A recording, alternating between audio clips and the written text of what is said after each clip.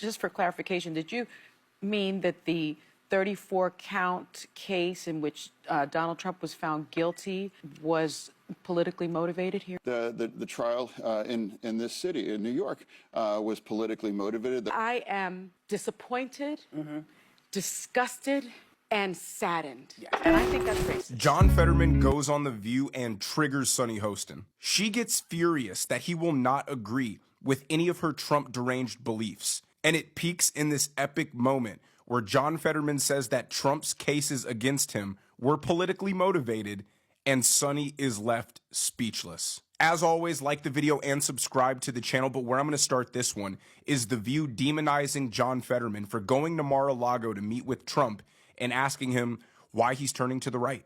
Watch. Now, there are those on the left who feel like you have made a rightward shift recently, going to Mar-a-Lago, joining Truth Social, your positions on issues like immigration, fracking. What do you say to those who are now, in a sense, questioning your commitment to the Democratic Party? Right word, that's just happened not to be true. I've been on record, too, saying I am not going to become a Republican.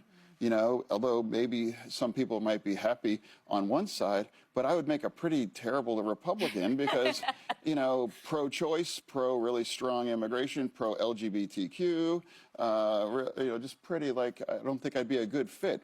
So I'm not going to change my party. And if I am going to I'm going to show up. I'll give you the exclusive. Now, John Fetterman is of the Democrats who actually have some common sense and want to work with the president to fulfill the people's agenda. They realize the people voted for Trump and they want elected officials who are going to work with him to actually execute on the plan. But we know The View is on the side of the Democrat Party that wants to resist and fight every single thing Trump does, and they're set on riding the orange man bad train into the ground. The hosts on The View are such narcissists, they can't imagine for a second that anyone thinks differently than them because they think so highly of themselves. They think they're so kind and compassionate and virtuous and morally superior and smarter and more educated. They think they're so perfect that if anybody has a differing viewpoint than them, then they must be inherently evil. That's why they're talking to John Fetterman in such a condescending tone, as if he's not doing his job. And you can see this as Ana Navarro starts scolding him